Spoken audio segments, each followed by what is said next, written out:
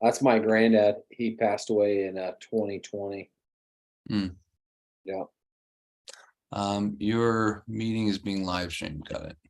Yeah. So we're probably actually being live streamed right on YouTube while I'm waiting for it to load up. Well, hi everybody. I still haven't, out of all this time, gotten comfortable with this as the main means of communication. You're doing like YouTubes and podcasts and stuff? I've done a couple, but it's still not the preferred. Like, I'm all about teaching styles. This doesn't work for the physical learner. This doesn't work for the, yeah. Yeah. Well, on that note, Ryan, we are live. So, welcome to the latest rendition of Young Red Angus Live. I'm your host, Jay Young. The focus of doing a YouTube Live is so that I can interview and talk to people within the regenerative agricultural community that's going to help get you, the consumers of this content, the best information that you need to be the most successful that you can be at doing regenerative agriculture. So, I'm really excited about tonight's guest. He's not just someone I know within the industry, he's also become a friend of mine. And so tonight, that is Rion Naus. I met Rion in 2020. It was 2022. So it's only been a year. 21. It It was at was. Burlington that first year, I think. Okay. So Rion Yeah. and I have known each other just over 2 years. Um, I met him at the Burlington, the conference that the Colorado Conservation Tillage Association puts on, the High Plains No-Till Conference. I probably shouldn't stumble over explaining that conference since I'm on the board, but nonetheless, I am stumbling over saying what conference we even met at.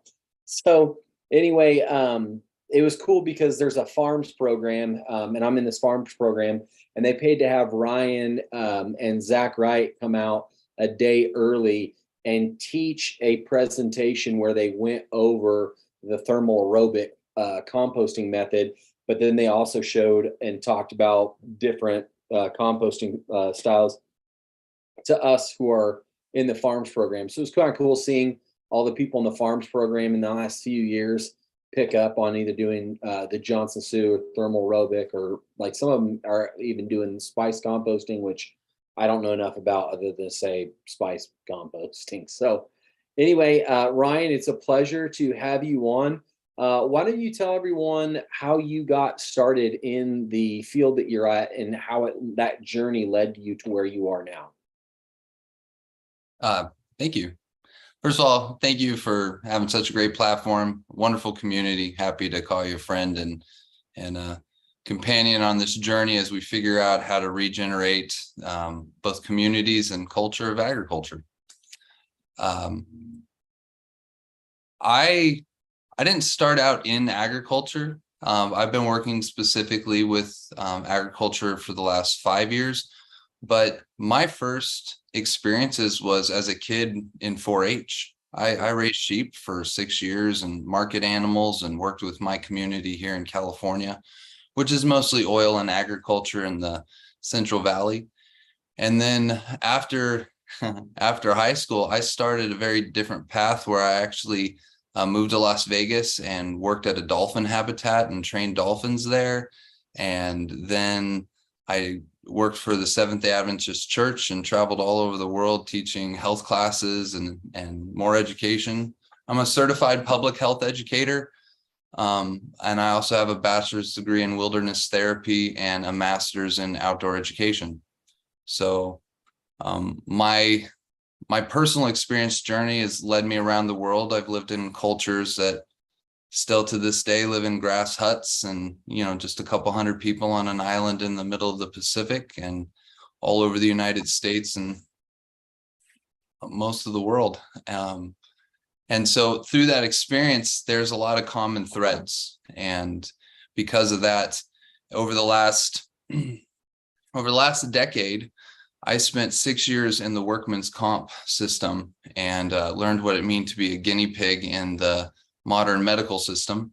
And happy to say that for the last 4 years, I've been off all the pharmaceuticals and got my life back in order and health, because it's also part of that regenerative process. Yeah. So after having such a clear and personal understanding the difference between modern medicine and healthcare, I started to utilize my own skills and resources to be an ambassador within this community to kind of bridge some gaps and fill in some blanks. And I've had an amazing journey over the last 3 years in particular, and crossed paths with you and so many others in the Midwest and around the rest of the country. So yeah, I'm blessed. So your journey into getting your back in a place where it was healthy is kind of what led you into the regenerative area. Yeah, I started growing, and the idea of growing medicine that was filled with the same chemicals and toxins that I was trying to detox from didn't make a lot of sense to me. And so that sent me down a path where I learned how nature provides and nature grows, and how the creatures are part of this divine creation that we get to be co-creators with. And at that point, it shifted even my educational practices and the classes I taught. I used to teach wilderness survival classes, hunter-gatherer courses, and now it's teaching about those same resources, but how it can be utilized to help in large-scale agriculture. Awesome. So Ryan, when we met, you got into you and Zach were teaching us about composting methods. Like, where did that get into? Like, how did you find out about compost, and where did the light bulb turn on that you wanted to be someone who was helping people make their own compost? And how did that lead to you starting We Grow With LLC? Yeah. Well, in my own personal journey, like I was saying, I didn't want to use the chemicals I was trying to get off of. And so that, of course, sent me down the YouTube rabbit hole, and I crossed paths with Dr. Elaine Ingham, and took multiple classes from her and several programs. At which point, as an educator, it helped me to realize that we're ill because we're ill-equipped. Like, these tools are out here, but if you don't realize that it's available to you, you will still do the best you can, and it will not come to fruition. And so with my company, the goal is to provide resources that other people don't, because this is what we're missing, the re-equipping people with what they need so that we're not deficient anymore. One of those products is called foundational fungi, which is a very specific progression in the trophic levels of the soil, where it restores the fungal components, both the saprophytes as well as the mycorrhizal. And that really is simply because for years, I listened to people say exactly what they're missing. And I've actually been to conferences even over the last couple of years where people stand up there and say, if we only knew how to fix this missing part, it would be so much better. And then I raise my hand, and sometimes people want to talk and sometimes they don't. But we do have all these tools. This is God's toolbox. This is, yeah, it's a whole other thing. And connected to that is, it becomes good for the whole family. I've got 2 sons that they love playing and being outside and interacting, and it's part of the process that they learn and grow into. Yeah. Well, I mean, I feel like you covered a whole lot of ground there in Well, one. that's a good question. How did, let's just focus on the starting. All right, be specific. Like, yeah, how did you create We Grow With? Like, when did the light bulb come on? I want to create We Grow With. Like, when did that take place? Well, 2 years ago, I realized that my wife had a different life path. And so that divorce led to a shift in my business, and that became We Grow With. I had hoped that she would have heard That's With Each Other as well, but she chose a different path. And I still believe 100% that this is how we grow. We grow with each other. We grow with the rest of creation. We reap what we sow. instead of focusing all about yield. Like when I was out at your place, I asked you about the road sign. It really helps kind of bridge the gap on our purpose. You know, this is when we start seeing the rest of the community as participants versus people who don't want to participate. You know, we look for opportunities. I work between companies to try to find the people in this industry who aren't just selling souped up water in a jug. I travel around with my microscope and stereoscope, and so to actually look at things to help people, because seeing is believing, but if you don't look, you won't have the opportunity to see. When it came to as a company, I wanted to create something that allowed for livelihood. It's hard work, great opportunities, but it wasn't something that was just another hustle. So for my company, it has to have what I call a triple win. I found out that if it's only a double win, some people feel like they're getting one over on them, and they don't like that. So a triple win is you actually have to buy what you're getting, or pay what you're getting. It can't make another mess in the process, and that's gratefully to work with so many amazing producers to understand from your guys' perspective how it doesn't matter what the price point is or how great the product is. If it ends up destroying a tractor or fouling up planting day, it doesn't matter. So it can't make another mess in the process. And then the third one is it actually has to make the world a better place. And that's why working with nature and growing with nature is the best option.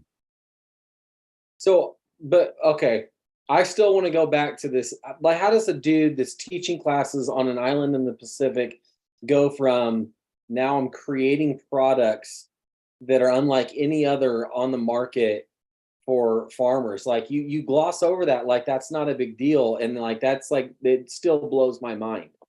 Well, some of it is all right. So I was in Korea in 2008, and when we came back, they shut everything down. They laid off all the teachers, and they, so on and so forth. So at that point, I started working for a waste management company, and I was the one that would go to the schools and teach people about composting and teach people about worms, But and did you have a fair grasp on composting at that point? At least at that scale, municipality scale, it wasn't the beautiful nuance and art that Zach Wright and Elaine and so many others are bringing to this, but it helped me understand. But it truly didn't connect. I still was the guy who was happy to go buy, some Roundup and spray it on something. I still was happy to get some vitamin B12 and juice up a plant, that was looking a little peaked. I didn't understand my role in that connection. But when it came to my own personal health, it shifted that gear for me. I've always been involved in this. The new aspect is just who's coming to the classes. Usually it was students or cool school kids or high school, college, other programs or community groups. But it makes a lot of sense why I've had to go to where the farmers are at, because it's rare that the farmers come to where everybody else is at. And so these other programs that I'm doing now is just to meet different needs. Okay. I'll be in Oakley, Kansas, actually, the 5th and 6th next month. Yes. So on that note, when you started We Grow With, did you have the product first? Did you have the foundational fungi first and then started We Grow With to sell it? Or did you start the company and then start looking into ways where you could get better biological life forms in a jug to farmers that is going to be something that works? And I guess yeah. So my original company was Central Coast Let It Grow. Okay. Because of personal that changed, and then it shifted over.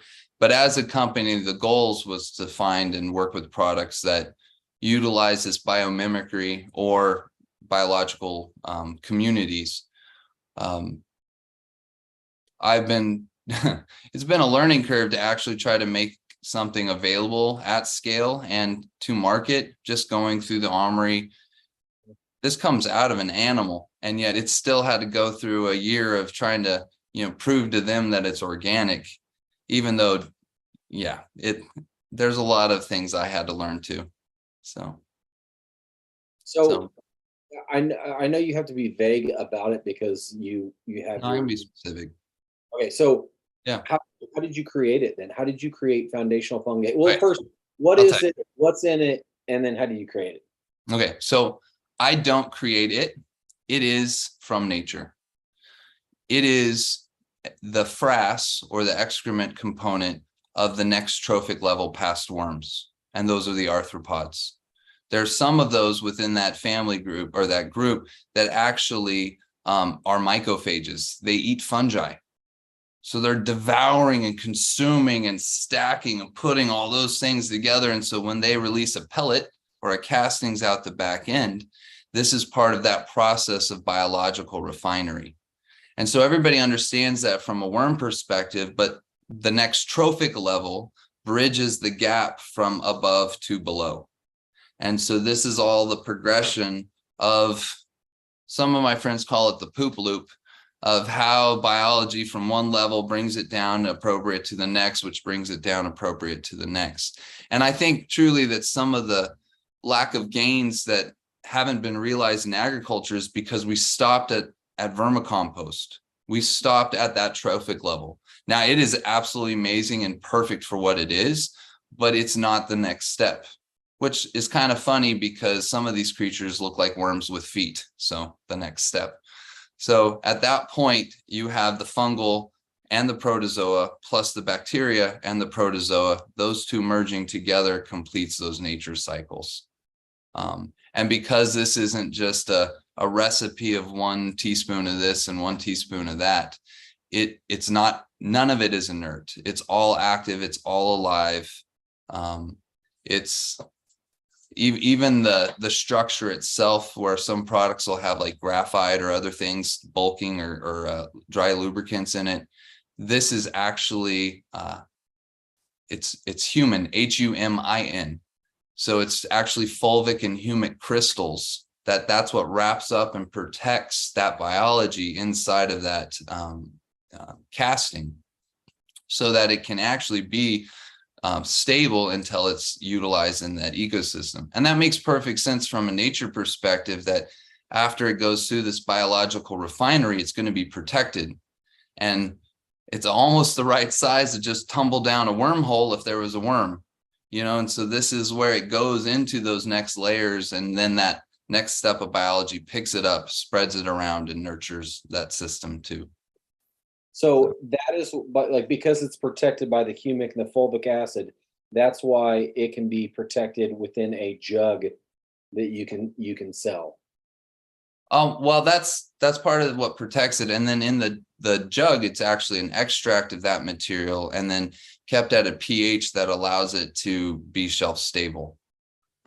So that material is extracted, it's nurtured, so the populations are grown out, as well as there's some fish hydrolysate, which is the nurturing, as well as some kelp in there, so all the trace elements. So we try to send them out with a lunch, but until they reach a hydration point, they're in stasis. So there's a company out there that sells a nitrogen fixing bacteria, and I think that costs like $40 an acre. It's really expensive. And they have less than 6 species of bacteria in there.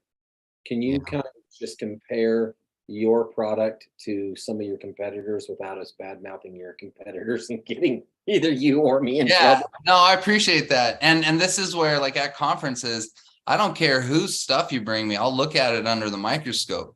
And if it says it only has 6 things on the label, and we can't even find 6 things when we look at it, and yet you can look at something directly from nature, made into a user-friendly form with the liquid, and you're seeing not just bacteria, but advanced biology, the protozoa and the fungal components.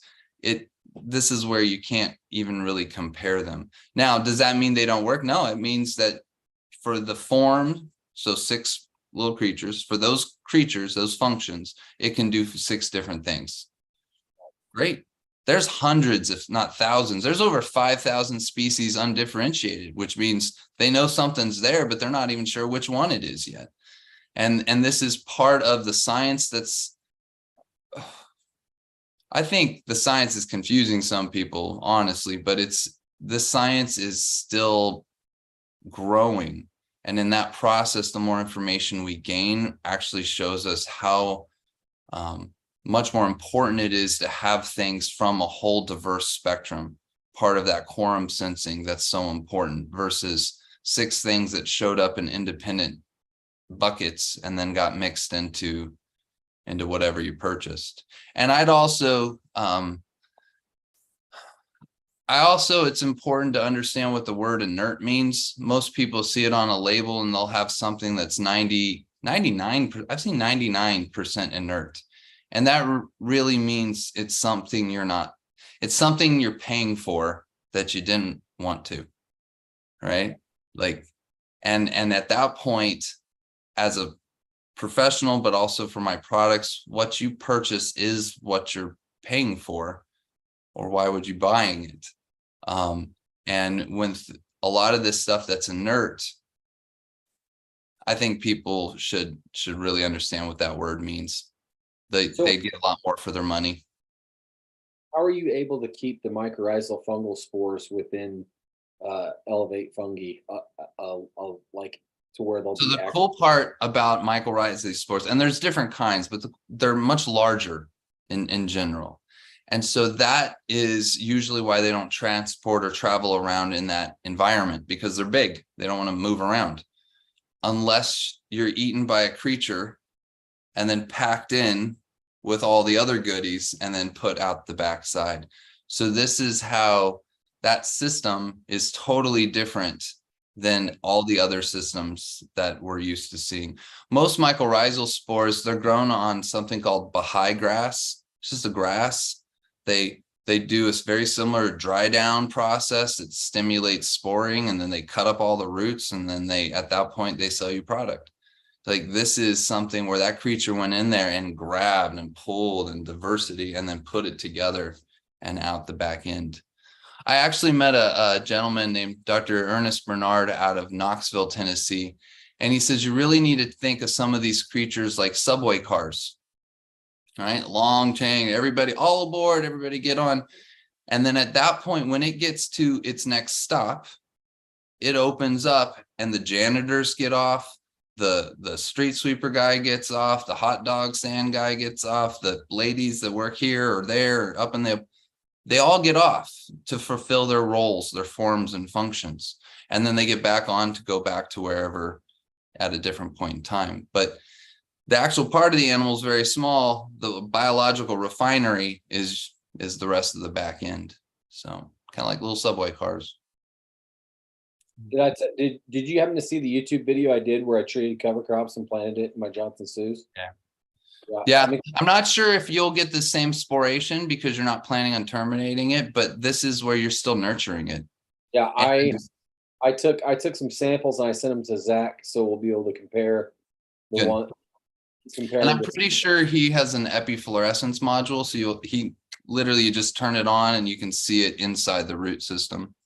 And if you want to come to Oakley for the class, I'll bring mine and we'll be looking. Oh, perfect. Yeah. Okay. And this is the same thing. These are tools. And I know microscope seems intimidating to people or other tools, but they're just observation tools. They really are. And once you observe, then at that point, it tells you a tremendous amount of what your next choices need to be. If you can show good mycorrhizal inoculation in your rootstock, then you don't need to pay for mycorrhizal inoculation. It's happening. You're doing it. Good job. But you won't know that until you either look or send it off for somebody else to look at it. Yeah. You know. So what are some of the things that you've been able to see in the field with foundational fungi, and what are you seeing the results are of that product? Yeah. Well, we have original source, which is just the material classified and screened straight out of the animal. We have Metagrow F, which is also the liquid extract. And then we have a seed coat, which is a finer particle size. So we don't have to add any graphite because it's a small enough particle size that it flows incredibly well. I was able to do seed trials with green cover last year or last season. And we did at least a dozen side-by-sides with all their cover crop blends. And it was quite impressive. Literally in the expression, both above ground and below ground, we were looking at, I should have sent you some pictures. I didn't know that we'd go here, but yeah, it was impressive to go through. And Keith, he stood there and did the whole spiel in front of the Milpa blend right there, fortified with foundational fungi. So I was very happy to be there for those field days. We've shown emergence, faster emergence. We've shown amazing rhizosheath development. We did a trial on strawberries that showed a 1.2% increase in soil organic matter in 105 days. And that's because it's not organic matter, it's the organisms that matter. And so because we put that biology in there to give it to the plant to start with, that plant grew those populations over that growth period. And then when we went and studied for comparison, not only was it the increase in soil organic matter, the organisms that matter, but it was also the increase of availability of zinc and manganese and iron. And of course, those are all the things because those creatures are there now available through their metabolism. So every one of these tests that we've done have just confirmed all the science, but it really does come down to getting it out in the fields and making it real and tangible. So I've appreciated my time in Nebraska and Kansas, and I do a lot of work in Texas as well. I just got back from outside the Lubbock area where we put in 5,000 acres of peanuts, and they're using the seed coat and in-furrow applications of the liquid. Is that with Chad Wall? It's yeah, Chad was part of that. It wasn't Chad's farm, but Chad was part of that. And then this year I have trials going in on an organic farm here in California that also runs sheep, which is really great. So we're trying to integrate all the soil health principles into this because this is from nature, and we've actually incorporated into different feedstock for chickens, sheep, horses, goats, and cattle. And this helps set sets the rumen, the biology, and yeah, seeing some great results with that as well, just because your animals are able to get more nutrition out of what they have. Most of the silage that you guys put up, even the stuff there at your place, it's filled with facultative anaerobes, which are mostly the bacilluses. And so this is an opportunity to have that kind of feedstock, but also nourish it with the rest of the biome. And then at that point, whatever comes out of the back end of the animal is easier for it to go back into the rest of the system. Awesome. So on the green cover deal, was that just a seed treat only?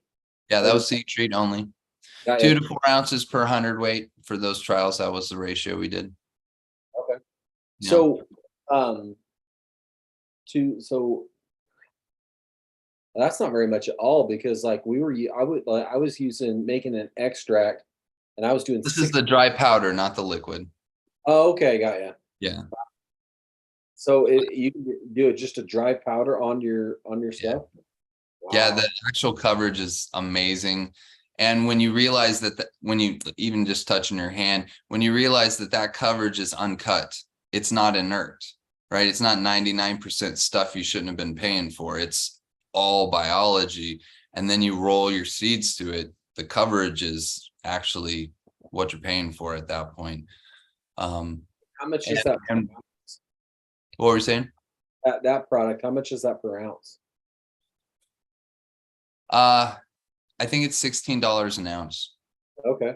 Or $10 an ounce. It's $160 a pound. So gotcha. Yeah. And this can be incorporated within other programs. This is where diversity really is important. And if you have something, especially as farmers, like, no, this really works for me, cool. Maybe keep it, reduce it a little bit, and add some more diversity. Awesome. There's, I won't say the product, but there's one, it's just a single strain bacterial inoculum that the peanut farmer really liked. Cool. It's in this foundational fungi, you know. I can show you on the genomics test from, you know, biomakers and the beef crop analysis. But this, as a community, he likes it. It makes him feel comfortable. He had good results last year. Keep using it. Go for it. But understand what you're using as well. So that, which had, you know, like a $14 an acre price tag, but 5,000 acres of peanuts, it adds up. You know, he cuts that in half, still gets what he's comfortable with, but also allows him to be flexible with other things. So can you explain, I mean, it's something I've talked about quite a bit, but can you explain why you're able to cut back on your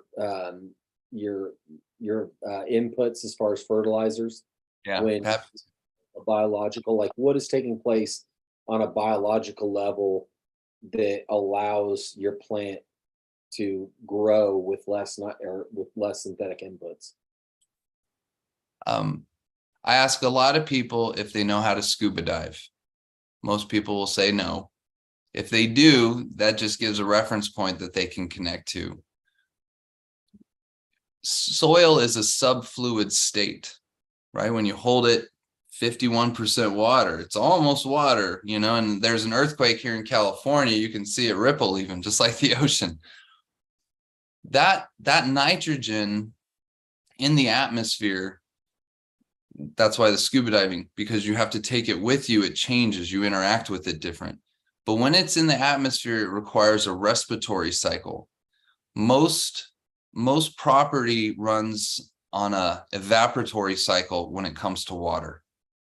And because of that, we're not actually getting the land to respire or breathe. And this is also why I teach a soil CPR course. You know, we have to get it breathing again.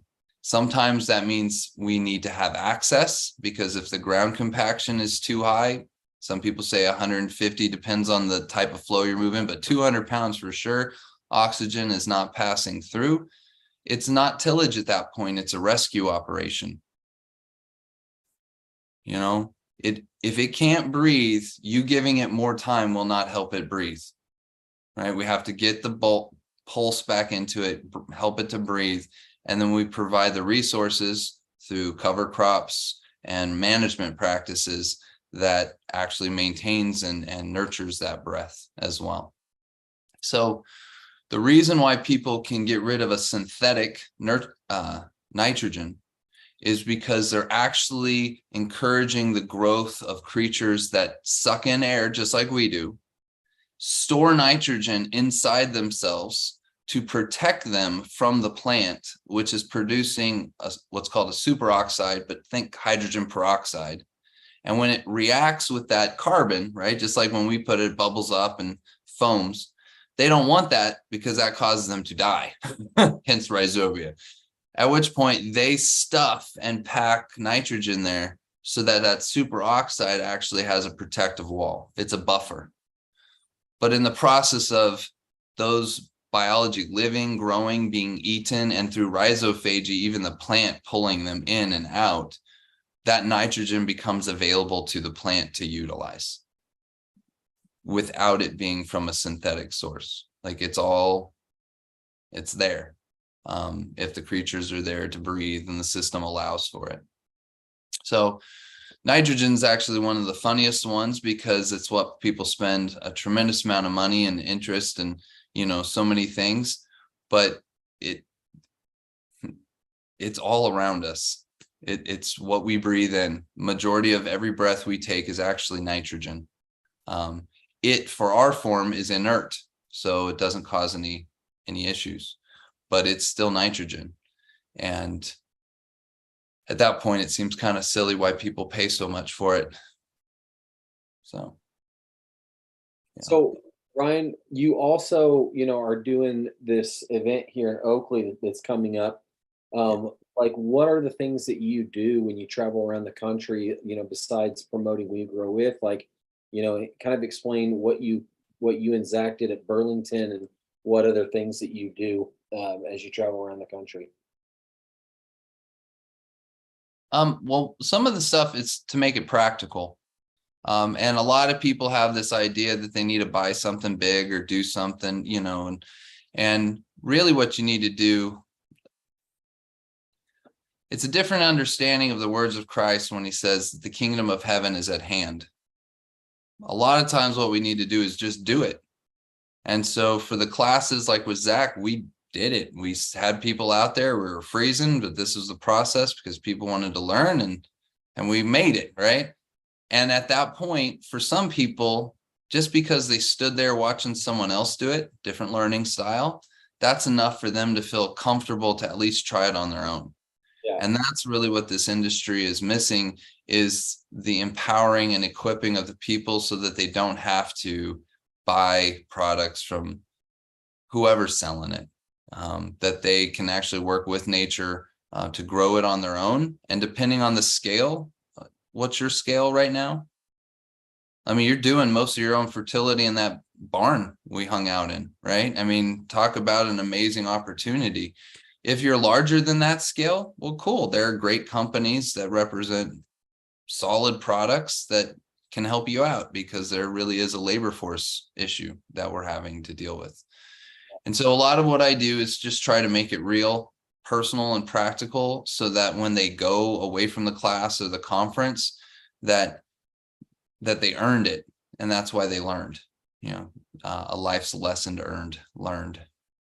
Yeah.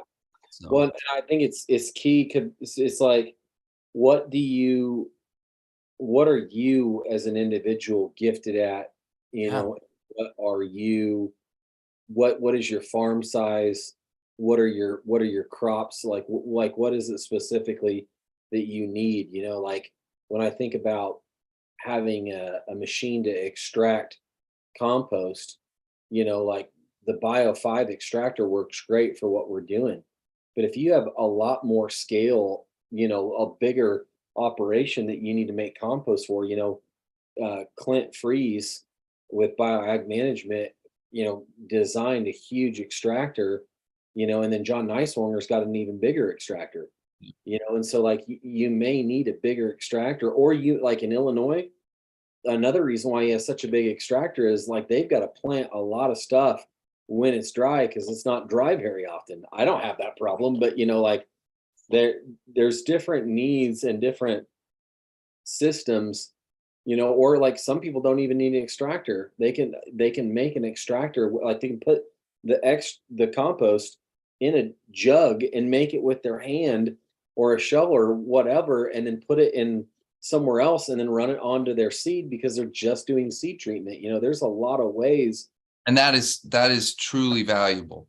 And Oh, and yeah. and, and if I could do like one thing, or hey, everybody, with a 5-gallon bucket, you can make an extract, you can coat your seeds in it, and you have an amazing head start in the season.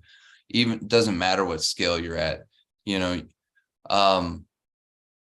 Yeah, it really is. I find it very interesting within the industry how it still is hard to get people outside, out of the tractor even, and like when I was out at your place, I was running around hanging out with the badgers and trying to figure out where the nature component of the system is and figure out where it's at. That's mostly my background. I used to lead 60-day long backpacking trips for juvenile offenders in Colorado and Nevada. So like, I spent most of my time in the most beautiful, healthiest, undisturbed nature places around. And so the contrast of that is very easy to see when it's a clean dirt slate, there in some field somewhere. And then even with the smallest of scales, with that 5-gallon bucket and a seed coat as an example, because we have observation tools and testings, we have the understanding where we can see the value. We can Yeah. confirm. We know we're not just misusing our time, but that this has real value. And the science is coming out more and more that just supports these practices, building up the endophytes inside those seeds so that it has something to work with for the rest of the season. That's huge. And then if you're a seed saver and you're working on developing your own strains that are ideal for your climate and environment, that's next level. I mean, it really is. It changes every growing aspect at that point. Ryan, you've mentioned a couple of things that kind of is stuff that Dr. James White has discovered or his research has shown. Besides Dr. James White, like and Elaine Ingham that you've already mentioned, who are some other people out there that are doing really great research and have great content that is that you really like? And yeah, so Yeah. go ahead. Well, there's a large community of people doing really good things. Not everybody as an educator is for everybody as a student, but Sure. I would really promote a gentleman named Matt Powers. He's actually developed an absolutely amazing resource, the Regenerative Soil book. It is a college textbook that all of this stuff is accredited and people can find the research and information. But he has an education background as well. And so he set it up for people who want to learn. Front to back and everything in the middle is designed for a farmer who maybe sees a label, right? Reads that one, goes to the book, opens it up. That creature does all of these different functions. But then in that same book, he'll teach you how to grow that for free if you're willing to do the work. You see what I mean? This is where if you are willing to actually get it done, then you buy a book and you put it into practice. So Matt's done an amazing job, and his regenerative microscopy book, which is coming out, it should be available for the class that is coming up. It's next level. Copies of that there. I'll at least have the digital version available. He's put it in for its last proofings for the hard copies, but I'll have copies of his other book. I use it as the textbook. Like it really is an amazing resource, and it's all backed. Like this is where you can actually go to, they use this book to teach college courses now. So this is where if you wondered what resources you could have to sit and read and enjoy kind of understanding, Matt's done a great job. There's a tremendous amount of stuff, even your own, all over YouTube, which is great. Let's see. Elaine, of course, Nicole Masters has got a tremendous amount of good stuff. Yeah, there's a lot of people. I actually think nowadays, if you're lacking finding somebody, maybe that's the problem. You don't know how to look. Like it really is. There's resources everywhere. Yeah. And it's becoming more and more of a mainstream discussion, which is important, especially within the industry, that we don't allow it to be greenwashed, that we still hold true to what these purposes and practices are versus just, sell out like everything else. But yeah, great resources. So it's just off. I'll remember some more as we're talking, and I'll let you know. Dr. Pollock's work, The Fourth Phase of Water, is very interesting. I actually took a lot from that. A bubble coming up, the scuba diving. I used to be a scuba instructor. The bubble coming up through the water is the same thing as a raindrop coming down. So it creates these little vortices on the edge, these little torus fields, which charges the particles. That's why rainwater is different. It's so much more going on in it. And so his work is really interesting to see how that connective medium of water flowing through everything is so powerful. Of course, Dr. Johnson and his wife have done an amazing job with all the research for the Johnson Sioux bioreactor. Yeah, I really feel fortunate to know a lot of these people and have been to their homes versus just, watch them on YouTube. They're really great people trying very hard to do good things. I'm So glad you brought that, Dr. Johnson up. So, as far as like composting methods go, can you explain like Johnson Slough and how it compares to Elaine Ingham's and yeah, like what each one it specializes in and does better than the other one? And then kind of explain what you like the best because haven't you kind of created something that is unique yeah. to yeah, go ahead. So so first of all, compost is past tense. Post. We compose, right? We're composing, and in some cases, we're composing our excrement, right? So we compose this. Yeah. When we're done composing it, we have compost. So depending on how we compose it, what our inputs are, what our practices are, how we're interacting with it, that's that fulfills that process. You know, the better we do, the greater heaven and nature sings, right? The worst job we have, it goes anaerobic, turns foul, turns into nasty mess. So when you have a thermophilic process, it requires heat spiking to go through its phases. And then as it tapers down through temperature, it becomes cured, which is such a great word. It's true, cured, right? And so when that process goes through curing, it really just means it's at ambient temperature. It's reached its baseline like everything else in its environment. The Johnson Sues go through a similar spike, but very in the beginning. And because there's no turning, then that process can reach its baseline quicker. And then the worms that are added to it actually turn it into a vermicomposting process that you need to make sure that they stay alive because they're the ones doing the work.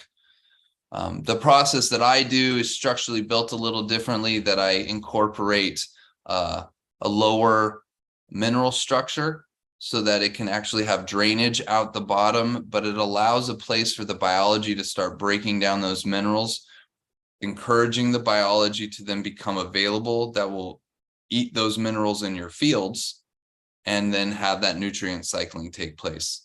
Within the Johnson Sues, and most thermophilic piles, there's no structural mineral component. It's just the green and browns that are added to it. Part of the reason why I did this is because we kind of have the template of an IBC tote, and then we do all these processes to it. And I've seen enough people make these and help make enough of them that there has to be simpler systems to make it more manageable. And so I use, like with everything else, slightly different tools, slightly different practices. But then at that point, it allows you to pull from your Johnson Sues, just like yours, where you can flush it and then it has drainage. This is done more intentionally so that nothing on that bottom goes anaerobic. It allows for drainage and pull. And then when it's not drained, then it has a facultative anaerobic state in the bottom, which is breaking down those minerals, which is exactly what they do in our bigger systems. And so because you can pull from it multiple times, and because you can with a water extraction, and because it is structurally built a little different, you're able to, I call it habitat hospitality, right? You're encouraging the biology that you want to do all those jobs happily and freely so that you don't have to. And so this is where, when you have your soil reports or when you go out into your fields, when you understand what those stones really are, you can take some of those stones back, incorporate them in, and those stones are what your field is made up of. And now the biology in those bins know what they have to work with when they're outside of the bin as well. And then, sorry, keep going. Yeah. And so with the other methods, the spice method is a great method if you don't want to turn and you don't want to a lot of upkeep. The spice method is wonderful. I work with an operation on Maui, Hawaii, that we're doing spice method out there for pre-consumer food waste. And we're also incorporating black soldier flies. You know, they eat so much faster than worms. And so we're able to process some of that. So when we have compost, it really is us telling our story of how we composed the resources we have to work with. So. That's awesome. Ryan, what's the best way for people to learn how to do your method that you've come up with? I'll be putting some stuff out online. I'll be demonstrating and showing it in the classes that I teach, the soil CPR course. I also have a course called a Stewardship First Responder. It's definitely a 100% wordplay, but we are the first responders. We're the stewards. We're the ones that say, hey, even though that nobody's here, we can make it better. And so having stewardship first as both a priority and a perspective allows us to respond differently. Yeah, so I'll be bringing it to the community and happily to share it here on your platform as well. Awesome. Tell the event that's coming up in Oakley. I know Dan Razor's going to be there. You're going to be there. You know who else is going to be there? Jim Russell from Elevate Ag, he'll be there. Quite a few people already have signed up, of course. There is availability, but it's more of a 8 to 5 type class. When I teach my classes and it doesn't have the other components, you're outside 3 days.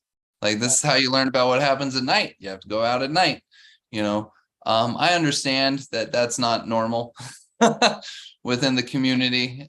Most farmers don't expect to bring a sleeping bag with them when they come to a farm conference, but there's a lot of things we miss because we go back inside the box, whether it be our phones or computers or the houses.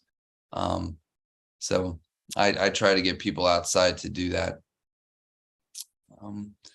Yeah, I think it's with NCRS and the CCTA. A lot of different groups in that area are helping to put it on. It'll be for 2 days. It's going to be how to make it work for you. This is not going to be just a, hey, you've heard this guy speak before. Even Dan, we've spoken with him. He has his presentation, but this is not about presentations. It's about preparing people with the resources, and me and 2 other professionals are going to come and share and pull out all the stops to see what we can do to help the individuals that show up. Because we showed up, and if they show up, then we'll all be working together. And for anybody that wants to come and participate, they need to bring samples. We will go through samples of products. We will go through samples of their land, their compost. This is where, with the right tools, we can look. And then as a group, we can all be there to encourage and support and give advice and help develop the community. Yeah. Well, I'm looking forward to it. I'm planning on going on Tuesday and being on a panel as long as everything goes well here on the farm. Yeah, no, I get it. They're actually projecting a lot of rain, so I'm hoping to get all of our milo planted before. Nice. But yeah. Ryan, that concludes the program for this week. I thank you so much for coming on. Guys, next week we'll have Zach Wright as the guest, and looking forward to that. And then I'm going to take a break for the summer, and plan right now is to come back in November. So I hope you guys enjoyed this rendition of Younger than Angus Live. Ryan, thank you so much for joining. Do you want to add anything before we go?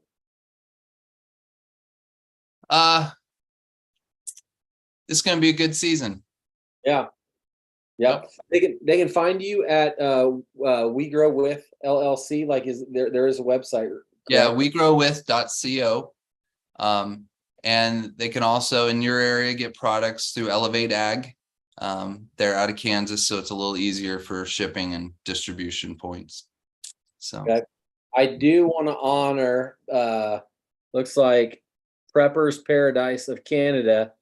He asked a question. I am mixing clay and gravel into my compost pile with cattle manure, straw, polar leaves, and lawn cuttings. The intention is to break down the hard pan clay and add minerals to the compost. Thoughts?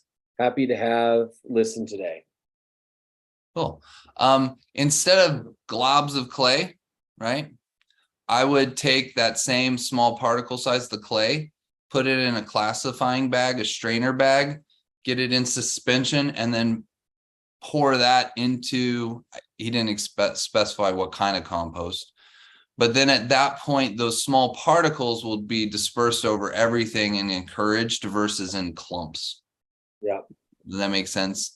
Yeah. Especially with those sand silt, the silt and clay particles are so small. A lot of that actually is connected to the EC, and yeah, so that would be a good way to incorporate it. But there's, especially if on your mineral tests you're short, you're really low in something, you want to encourage the biology that makes that available.